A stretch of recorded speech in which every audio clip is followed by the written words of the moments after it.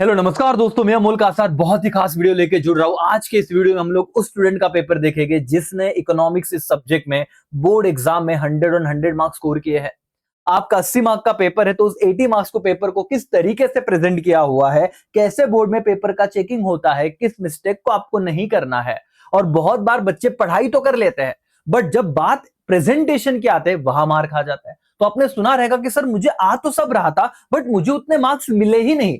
तो आप लोग जो मिस्टेक करते हो बेटा, सबको सब कुछ आ रहा है बट सब उस तरीके से प्रेजेंट नहीं कर पा रहे जो कुछ बच्चे कर रहे हैं। तो ये सारे स्टूडेंट के लिए बहुत खास होने वाला है। आपका आर्ट्स है, आपका कॉमर्स है, दोनों का ही इकोनॉमिक्स सेम है करके। आपका मराठी मीडियम है कुछ बच्चों का, उनके साथ भी शेयर कर दीजिए प्रेजेंटेशन में, तो आप डेफिनेटली देख सकते हो कि किस तरीके से हमें बोर्ड के आंसर शीट में हमारा आंसर लिखना है करके। तो ये वीडियो बहुत बहुत बहुत ज्यादा खास होना चाहिए दोस्तों।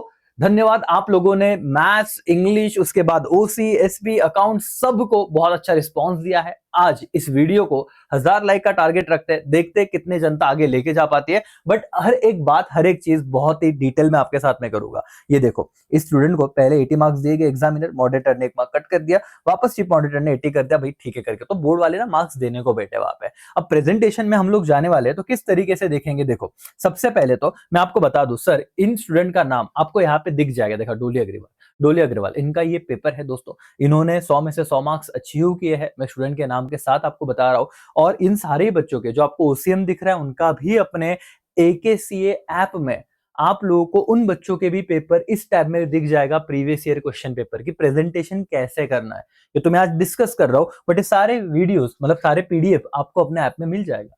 ठीक है, और इसके लिए तो कोई पेड करने की जरूरत भी नहीं है, तो आप फ्री में देख सकते हो करके।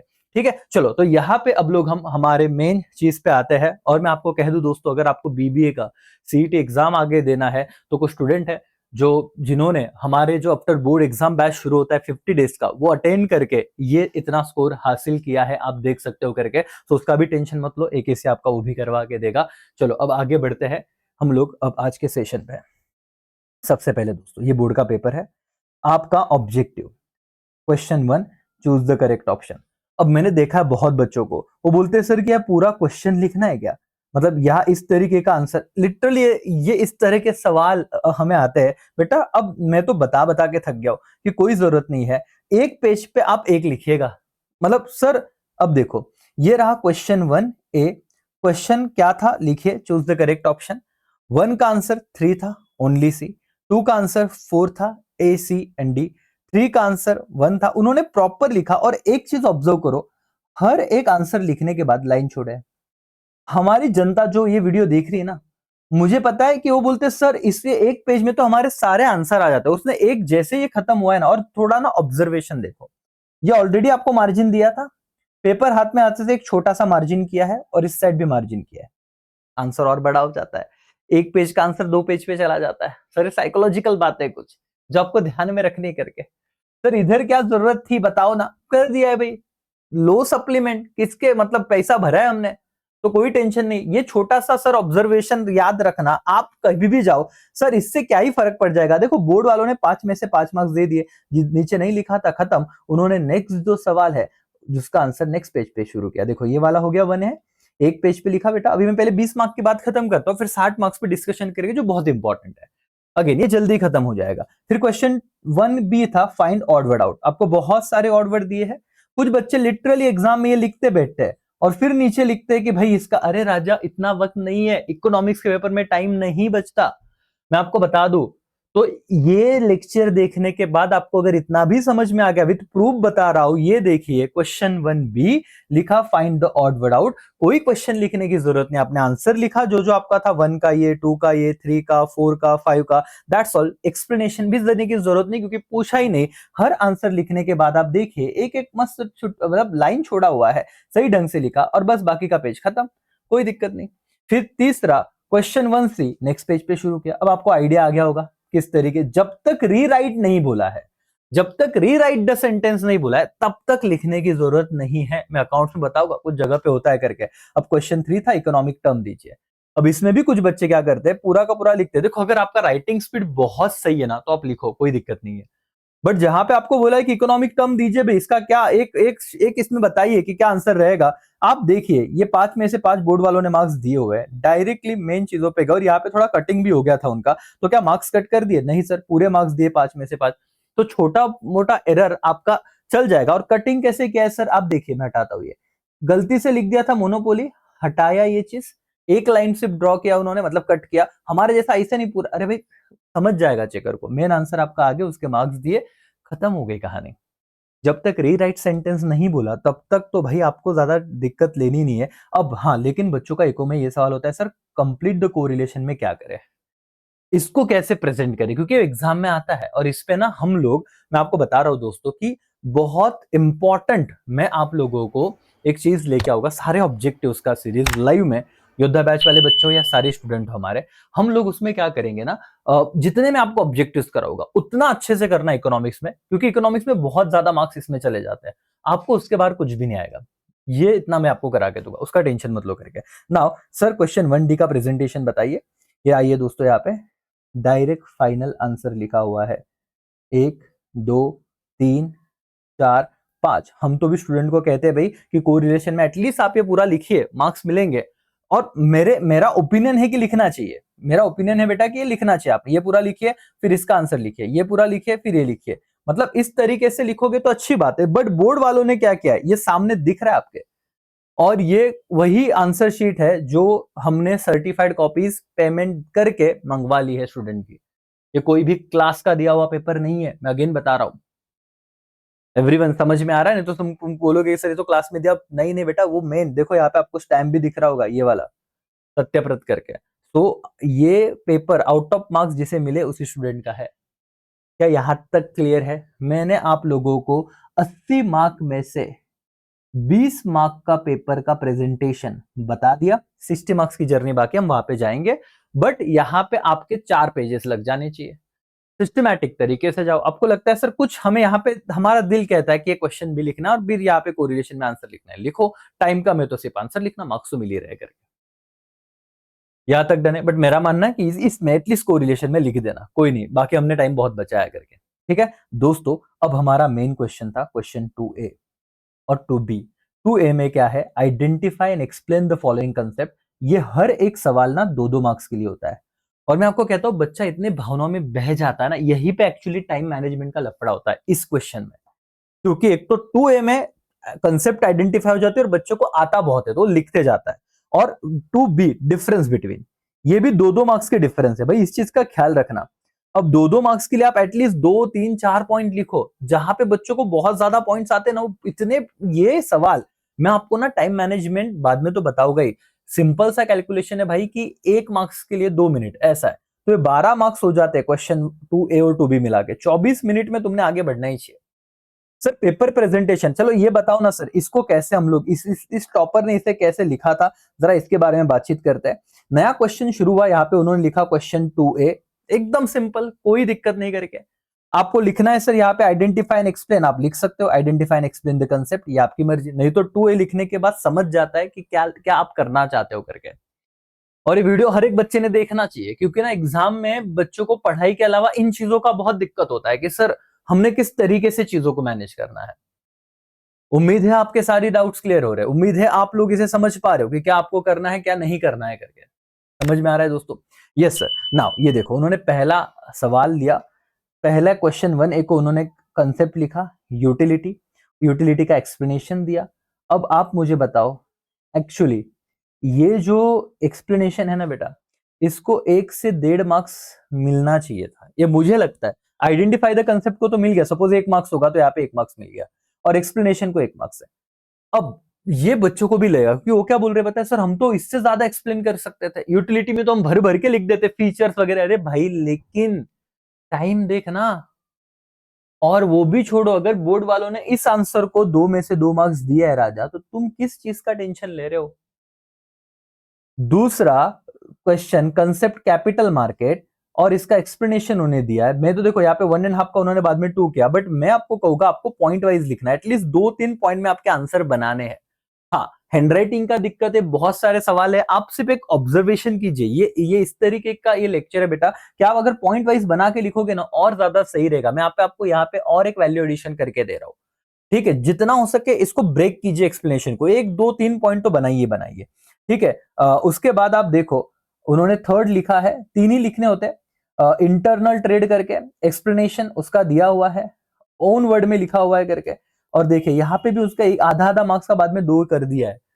तो कहीं कहीं आप लोगों का ना नसीब अगर चल गया, मैं बोल रहा हूँ ये डिपेंड होगा किस पे, यहीं पे अगर और एक पॉइंट हो जाता ना प्रॉपर तरीके से भी इसमें लिख सकते थे तो चीजें होती। ओके, उन्होंने और एक कंसेप्ट लिखा है ना। अब ये एक्स्ट्रा में काउंट किया है, लिखने एनी 3 थे, 4 लिख दिए, आप 3-4 लिख के आए। कभी कभी ना इधर में दिखा होगा एक ऑब्जेक्ट तुम्हें कम मार्क्स मिला है, तो जो हाईएस्ट मार्क्स होते हैं ना वो वाले काउंट होते हैं। चलो मैं आपको वापस बताना चाहूंगा, सर आइडेंटिफाई द कंसेप्ट में एनी 3 लिखने होते हैं राजा। एनी 3 में से आपको लग रहा है कि सर सेफर साइड मुझे एक ना लिख के आना है करके, आ जाओ, कोई दिक्कत नहीं। अगर किसी ऊपर आपको डाउट है किसी कंसेप्ट में तो एक लिख लो, आपको जो सही है उसके मार्क्स मिलेंगे। जैसे अब मैं 2B दिखाता हूँ, डिफरेंस बिटवीन में क्या हुआ था इनके साथ।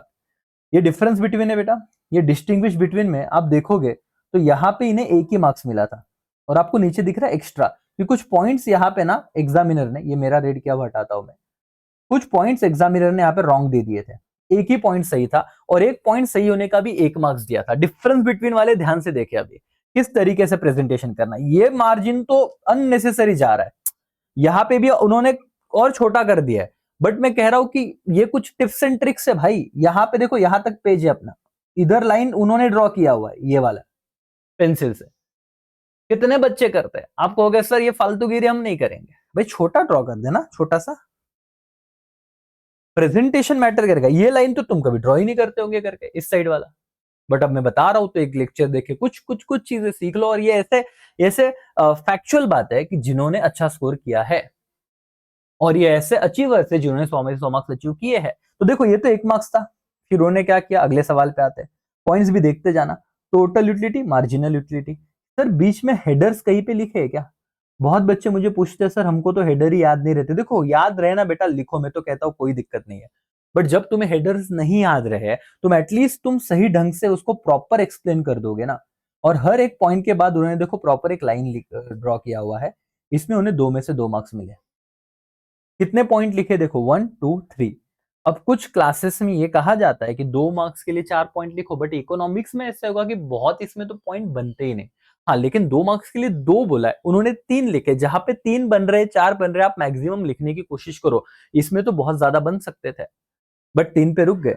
नेक्स्ट है इंटरनल डेट एक्सटर्नल डेट। ये आईएमपी क्वेश्चन सीरीज में मैं दे चुका हूं, आपने उम्मीद करता हूं आपने वीडियोस देखे हैं जहां पे इंपॉर्टेंट क्वेश्चन मैंने दे दिए बेटा, बहुत जरूरी है वो वीडियो देखना। और यहाँ पे ये वाला क्वेश्चन मैंने बताया था आपको। हेलो एवरीवन, ये देखो पहला पॉइंट, दूसरा पॉइंट, तीसरा पॉइंट, 2 में से 2 मार्क्स। तो यहाँ पे 3 हो गए, पहले में 1 मार्क्स मिला, दूसरे में 2, तीसरे में 2। लिखने कितने थे, एनी 3। उन्होंने फोर्थ वन भी लिख दिया, perfect elastic, perfectly in elastic, उसको एक्सप्लेन किया, 2 में से 2। अब देखो हुआ क्या बेटा, लिखने 3 थे, पहले इसमें 1 मार्क्स मिला ये वाला, अगले इसमें 2 मार्क्स, नेक्स्ट इसमें 2 मार्क्स, और एक्स्ट्रा लिखा उसमें 2 मार्क्स। तो बराबर बोर्ड वालों ने जो मैक्सिमम मार्क्स है उसी को कंसिडर किया, वो जो 1 मार्क्स था ना एक्स्ट्रा का उसे हटा दिया, उसे कंसिडर नहीं किया। और ये आप कीजिए, कहीं ना थोड़ा बहुत कैलकुलेशन में आपको मार्क्स काउंट हो गया तो फिर ये नसीब रहेगा आपका।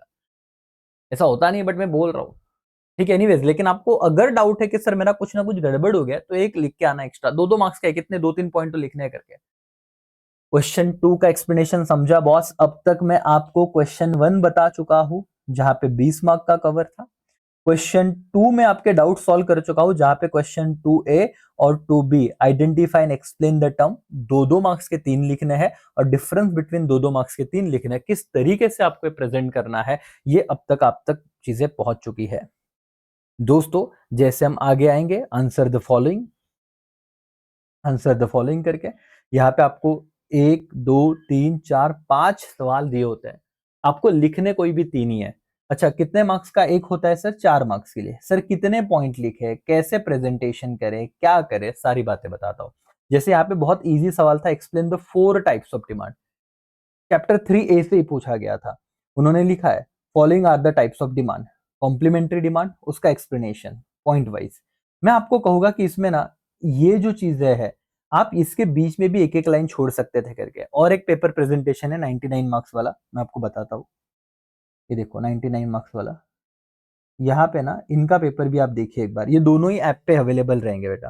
ये देखो इस तरीके से आपने ना प्रेजेंटेशन में, ये भी एक पेपर आप देख सकते हो, ये भी एक पेपर आप देख सकते हो कि कैसे हर एक पॉइंट खत्म होने के बाद उन्होंने लाइन छोड़ी है करके। ठीक है, एनीवेज यहाँ पे आ जाओ पहले। 100 मार्क्स वाले दोनों पेपर आपको मिलेंगे। 99 वाले का तो हैंड राइटिंग प्रेजेंटेशन बहुत ही सही था, बट मैं आपको बोलता ना कि बहुत ज्यादा आप ऐसे भी ना हो जाओ कि सर अभी तो हमको एकदम टेंशन आ गया, इतना भारी हैंड राइटिंग कैसे करे। कुछ नहीं, आपका ओके ओके हैंड राइटिंग है, फ्री मार्क्स मिलेगा। कॉम्प्लीमेंट्री के 3 पॉइंट बताए हैं उन्होंने, फिर कंपोजिट डिमांड बताया, कंपोजिट डिमांड का एक्सप्लेनेशन लिखा। उसके बाद ये और अच्छा हो सकता था, इसमें लाइन छोड़ी जा सकती थी करके। कॉम्पिटेटिव डिमांड है, डायरेक्ट डिमांड है, इनडायरेक्ट डिमांड है, सब लिखा। 4 में से 4 मार्क्स मिल गया। यहाँ पे इस तरीके से आपको प्रेजेंट करना था बॉस। और आगे हम ज्यादा नहीं जाएंगे, लेकिन मतलब अभी बाकी देखो, और जब दूसरा पॉइंट आ रहा है ना उसके बीच में एक दो लाइन छोड़ ही रहे वो, जब मेन पॉइंट आ रहा है तो उसके बीच में लाइन छोड़ ही रहे। क्या समझ में आ रहा है दोस्तों एवरीवन? तो ये हो गया। उसके बाद सेम वही था, क्वेश्चन 2 उन्होंने क्वेश्चन 3 शुरू किया, फीचर्स ऑफ यूटिलिटी। उसमें उन्होंने लिखा relative concept, subjective concept, utility differ from क्या बेटा, प्लेजर, ये सारे। लेकिन हर एक पॉइंट के बाद उन्होंने छोटा छोटा छोटा एक एक लाइन छोड़ दी करके। 4 में से 4 मार्क्स मिल गए। और ओन वर्ड में आप जरा देखो, बहुत ज्यादा रट्टा भी नहीं दिखेगा आपको, आप पढ़िए खुद, आपको समझ में आएगा। जिन बच्चों को ऐसा लगता है सर हमने तो रट्टा, हमको आता ही नहीं, रट्टा तो हम मार ही नहीं सकते, तो अब हम कैसे, मतलब हमारा क्या होगा भाई साहब, सब सही होगा। आप देखिए तो सही, आप कुछ बातें, मैं कह रहा हूँ ना, डर निकालो, बस मेन रीजन डर है सर। तो ये अभी इसमें ओवरव्यू आ गया, आपको आइडिया आ गया। अब हम नेक्स्ट क्वेश्चन पे जाएंगे बेटा जल्दी, क्योंकि बेसिक बेसिक आइडिया आना इनफ है कि किस तरीके से प्रेजेंट करना है। क्वेश्चन नंबर आपका 4 शुरू होता है, state with reason whether you are agree और डिसएग्री करके। यहाँ पे बहुत बच्चों को लगता है सर 4 4 मार्क्स का एक सवाल है, 3 ही लिखने हैं 5 में से, कैसे लिखे एग्री डिसएग्री का। देखो पहला आपको लिखना है I agree with the given statement. Reason में आपको जितने रीजन आ रहे सिस्टमैटिक तरीके से एक रीजन के बाद एक एक लाइन छोड़ देना जितना आपको हो सके। और देखो ये तो उन्होंने, ये जो है ना उसका आंसर बहुत बड़ा कर रहा है। अभी आप भी देखो साइकोलॉजिकली आपको लग रहा है कि अरे 2 पेज का आंसर लिखा है, बट आप देखो ना कितना स्पेस चला गया है। ये एक मार्जिन ऑलरेडी गिवन था, इसके बाद छोटा सा लाइन इधर किया और एक छोटा लाइन इधर कर दिया, इतना वाला ये कॉलम बना दिया करके, एक कॉलम इधर बना दिया, एक कॉलम इधर बना दिया, और बीच में आंसर लिख रहे। तो सर ऐसे मार्क्स जाएंगे क्या? ऐसे तो अपन एड़े में निकाल रहे। भाई मिले मार्क्स, लिखना अच्छे से, और कंटेंट होना चाहिए। इसका मतलब नहीं सिर्फ लाइन ड्रॉ करके कुछ भी लिख के आएंगे, वो अच्छा भी लिख रहे, बट उन्होंने थोड़ा साइकोलॉजिकल गेम खेला है। Disagree with the given statement, reason दिए है। सिंगल, देखो इस तरीके का एक सवाल है कि price maker is only feature of monopoly market, तो तुम बोलोगे सर डिसएग्री, बट डिसएग्री में बाकी के क्या फीचर है वो तो लिखना पड़ेगा ना। इसका आंसर कैसे लिखेंगे हम? तो आपको फीचर्स ऑफ मोनोपोली में जितने बाकी के फीचर्स है ये सब लिखो। आउट ऑफ मार्क्स मिल गया सर। एग्री डिसएग्री में आपको किस पेपर प्रेजेंटेशन देखो बहुत खुल खुल के पेपर लिखा है सर। एग्री लिखने के बाद लाइन छोड़ा, रीजन, रीजन के बाद वो फटाफट फटाफट जो भी है। अभी मैं आपको और एक बताता हूँ, there are many sources for non tax क्या बेटा, रेवेन्यू। तो सोर्सेस ऑफ रेवेन्यू मैंने ऑलरेडी आईएमपी क्वेश्चन दिया है। नॉन टैक्स रेवेन्यू में जैसे फीस हो गया, है ना, गिफ्ट ग्रांट्स एंड डोनेशन हो गया, फाइन्स एंड पेनल्टीज हो गया, ये सारी चीजें दी थी। यहाँ पे पॉइंट थोड़े कम आ रहे थे, फिर भी आउट ऑफ मार्क्स मिले ही है सर, कोई दिक्कत नहीं है। डन दोस्तों, नेक्स्ट सवाल, टेबल बेस्ड क्वेश्चन कैसे करें। मैं हमेशा कहता हूं आप लोगों को, ये वाला क्वेश्चन, ये चैप्टर 6 से इंडेक्स नंबर, ये चैप्टर 6 में अगर जो योद्धा बैच वाले बच्चे जो छोड़ने का प्लान कर रहे हो या कोई भी बेटा, आप लोगों को बस मेरे वो लेक्चर देखने शांति से, आपके जो मैथमेटिक्स का दिक्कत रहेगा, जो भी लफड़ा है वो सॉल्व हो जाएगा। तुम्हें एटलीस्ट ये सारे फॉर्मूले लर्न हो जाएंगे। बहुत ईजी सा आपका सवाल था। यहाँ पे आप लोगों को क्या दिया है, यस यहाँ पे आप लोगों को पूछा था right the formula of calculation of price index number. बहुत ही इजी था करके, बहुत ही इजी था, बहुत ज्यादा इजी था। 4 में से 4 मार्क्स जो छोड़ के जा रहे उनकी तो फिर कोई दिक्कत ही नहीं है सर। क्वेश्चन 5 लिखा है, देखो फॉर्मूला लिखा, दूसरा समेशन लिखा, तीसरा आंसर दिया, खत्म। तुम्हारे 4 में से 4 मार्क्स आ गए। इतना सा काम करना था, 4 मार्क्स एकदम इजीली हो जाते। इंडेक्स नंबर छोड़ो मत, उन्होंने जो जो पूछा क्वेश्चन 1, क्वेश्चन 2, क्वेश्चन 3 सबका आंसर दे दिया, खत्म बात। सबका आंसर दे दिया, खत्म बात सर। इतना सा करना था। उसके बाद दूसरा सवाल आया, एकदम इजी होता है सर ये, इस तरह का फॉर्मेट है, इसका एक्सप्लेनेशन मैंने दिया हुआ है ऑलरेडी, ठीक है। तो ये फिलिंग द ब्लैंक्स तुम्हें लिखने थे कि किसका आंसर क्या है यहाँ पे। बस आओ यहाँ पे 4 में से 4 मार्क्स लेके जाओ। ये आंसर लिखे, यहाँ पे पूरा स्टेटमेंट उन्होंने लिखा हुआ है, ठीक है? पूरा स्टेटमेंट लिखा है, दैट्स ऑल, डन। 4 में से 4 मार्क्स। ये क्वेश्चन नंबर 5 ना बहुत टाइम सेव करेगा अगर आप लोगों ने उसका सही ढंग से पढ़ा, अपना वन शॉट वीडियो भी देखा है। तो द बैच में ऑलरेडी 5 घंटे का भी वीडियो है, वो देख लिया तो खत्म होता है बात, ठीक है? और यहाँ पे सेपरेट वीडियो भी दिया है टेबल बेस्ड क्वेश्चन का, उतना देखिए, टेबल बेस्ड क्वेश्चन का कहानी खत्म होता है, बट चैप्टर 6 को वो सवाल बहुत ही ईजी आएंगे। प्लीज एक बार रिक्वेस्ट है, कर लेना, लेक्चर देख लेना बेटा, please. Okay, now the main question जो 16 मार्क्स का है राजा, यहाँ पे उन्होंने 8 में से 8 मार्क्स, 8 में से 8 मार्क्स, दोनों में 8-8 मार्क्स मिले हैं करके इन्हें। ओके, और क्या सवाल थे इस बोर्ड एग्जाम में? एक तो ऑप्शन में होता है, 3 होते हैं यहाँ पे, कंप्लीट द टेबल में करके। ओके, यहाँ पे 2 सवाल थे, concept of price elasticity and it's type, बहुत ही मजेदार सवाल था। और यहाँ पे मैं कह रहा हूँ, ये सवाल अगर आ गया ना बेटा, आपको आउट ऑफ मार्क्स बहुत हद तक फिक्स हो जाते हैं, क्योंकि इसमें लिखना बहुत है और याद भी रहता है ना? Perfectly elastic, perfectly inelastic, relatively elastic, relatively inelastic, unitary, हर किसी के टेबल, 3-3, 4-4 पॉइंट। और ये मैंने कहा भी था IM पे आएगा, मतलब ये जब इस वक्त जब बोर्ड एग्जाम होने वाला था, उस वक्त जब हमने रिवीजन लेक्चर लिया, या पहले जो मैं हमेशा बच्चों से बात करता हूँ कि बाबा ये सवाल आ सकता है, थोड़ा करके जाना, और ये वैसे ही था कि जो आ गया, और है ही कितने, 2-4 सवाल है गिन के करके आप है। सो आप लोग देखिए यहाँ पे कि कैसे प्रेजेंटेशन है, उसे ऑब्जर्व कीजिएगा। उन्होंने पहले कंसेप्ट बताया, कंसेप्ट में percentage change in quantity demand upon percentage change in price, symbolically लिखा। ये बहुत आसान है, वैसे बहुत दिक्कत नहीं। टाइप्स में उन्होंने पहले हेड नाम लिख दिए सबके, क्योंकि बहुत आसान है लिखना, सिंबल लिख दिए सबके। फिर एक एक करके जो एक्सप्लेनेशन शुरू किया, परफेक्टली इलास्टिक डिमांड, ये कर्व बनाया, ठीक है? क्या है कर्व का शेप? हॉरिजॉन्टल, पैरेलल टू कौन सा एक्सिस? एक्स एक्सिस, ठीक है? फिर परफेक्टली इनइलास्टिक डिमांड, यहाँ पे वर्टिकल। सर ये सारी चीज अब मैं एक्सप्लेन करने नहीं, ये तो मैं ऑलरेडी, मेरा वन शॉट वीडियो देखेगा, इसमें बता दूंगा, बट आपको बता रहा हूँ कि देखो बहुत ज्यादा हैंड राइटिंग सही है, ठीक है, चल जाएगा आपका। उनका बड़ा हैंड राइटिंग है, किसी का छोटा हो सकता है, बट आप अभी इंप्रूवमेंट उसमें नहीं कर सकते, आप जो है उसको बेटर बेस्ट बना सकते हो करके। समझ में आया दोस्तों?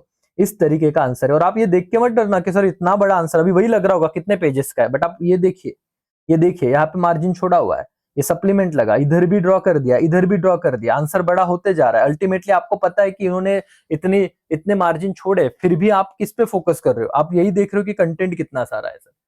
और अब लास्ट सवाल है दोस्तों कि explain the concept of state law of supply with assumption. तो आई थिंक सो उन्होंने लॉ ऑफ सप्लाई ही लिखा हुआ है। यस, इंट्रोडक्शन, लॉ का इंट्रोडक्शन, फिर उसका स्टेटमेंट, स्टेटमेंट के बाद उसका शेड्यूल, शेड्यूल के बाद उसका ग्राफ, ये 4 बातें ABCD तो हम हमेशा करते हैं। फिर आपको जो भी पूछा अजम्पशन एक्सेप्शन, तो प्रॉपरली वो लिखते गए करके, ठीक है? सो एवरीवन, ये था पेपर प्रेजेंटेशन, थोड़ा क्विकली हुआ लास्ट में, बट मैं क्या कह रहा हूँ कि अगर कंटेंट पढ़ाई होगी ना तो फिर दिक्कत नहीं है। और आपका हैंडराइटिंग अभी इंप्रूव करने बैठने में जितना हो कोशिश करना, बट अभी अचानक से कुछ ड्रास्टिक चेंज होगा ऐसा नहीं, बट जो है उसको हम कैसे कर सकते हैं? ये जो बहुत सारे मन में सवाल होते हैं कि सर क्या क्वेश्चन का सीक्वेंस चेंज कर सकते हैं, जरूर, वो भी मैं आपको जवाब दे देता हूं। यहाँ पे इन स्टूडेंट ने, मैं हमेशा कहता हूं कि भाई अगर पॉसिबल है और आपको आ रहे हैं ना लॉन्ग आंसर, तो आप पहले कर दीजिए करके। ओके, यहाँ पे आप देखोगे, यहाँ पे आप देखोगे इंटरनल टेट क्वेश्चन 2 हुआ, क्वेश्चन 2 के बाद